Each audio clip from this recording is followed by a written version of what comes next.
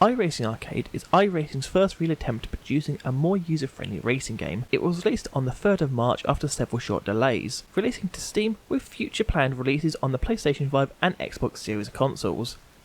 Being developed by Original Fire Games, the developer of such games as Circuit Superstars and Karting Superstars, this is my review of the game. First of all, I would like to say that this game has a very fun, stylish arcade graphic style, with good camera placement, very much akin to the previous aforementioned Superstars racing series, with what I found to be a very novel and unique way of disguising loading screens was having your team unload your race car before every race. From launch, this game comes shipped with 15 tracks, including many real-world tracks such as Circuit Paul Ricard, Imola and Scuba, and many more tracks that make this series feel unique, without having to keep you racing on the same tracks over and over again. The AI can be enjoyable, if not too consistent.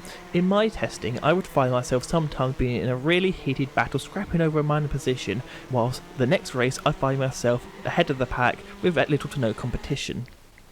The career mode is something that I find very unique to iRacing Arcade, offering a mix between decent on-track action along with tycoon-based management for your garages, including a theme park-style management building system, where you'll be able to decorate your team's compound with a number of items either purchased through the career mode progression system or by completing championships.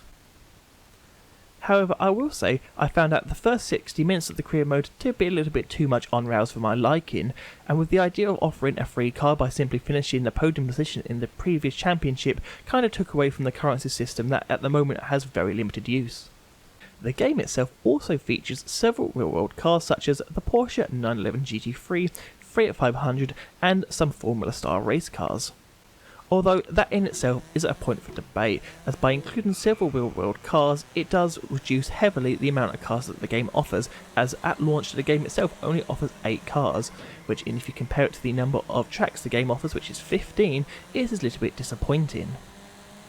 As I said before, the lack of vehicles is a little bit upsetting, with it looking like it was a deliberate choice by the developers to simply act as adding more cars in the future as DLC, which I'm personally not a big fan of, considering this game's launch price is $25, which is also £21 or €24.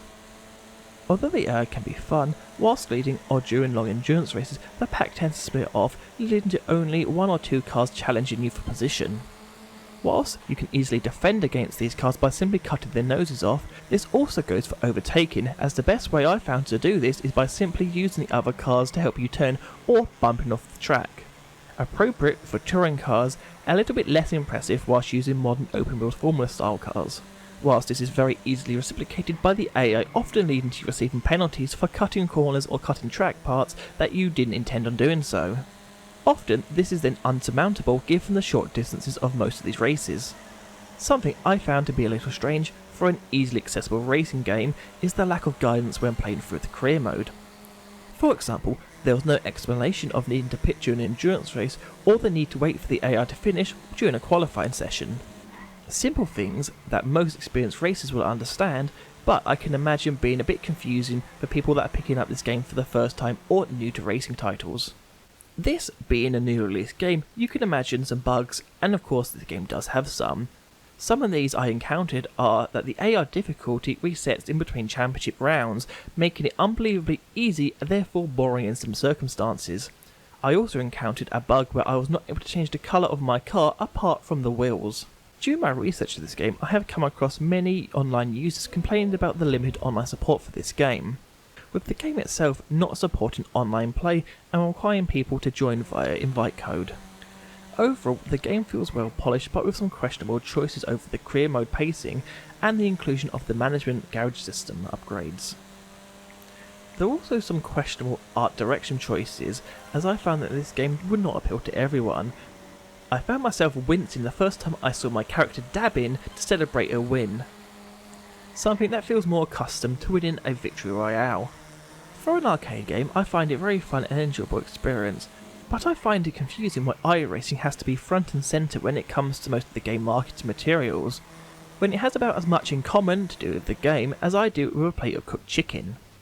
Unfortunately, this does give me the feeling that they are simply using the iRacing name to generate sales, something that reminded me of the Project Cars 3 series, when by simply adding the Project Cars name, they instantly assumed they were going to generate more sales. However, we all know how that went. My final score for iRacing Arcade, with the correct 1 to 10 score, with 1 being awful, 5 being average, and 8 being a very great game, I would say iRacing Arcade scores 6 out of 10. The game is fun, but I imagine it's just going to be simply one of these games that is played for a couple of hours and then never picked up again. I would recommend picking up iRacing Arcade if on sale, or if you're interested in the previous Superstar series. But of course that is just my opinion. Please let me know in the comment section whether you agree or disagree with this. But of course, until next time, thank you ever so much for watching and goodbye.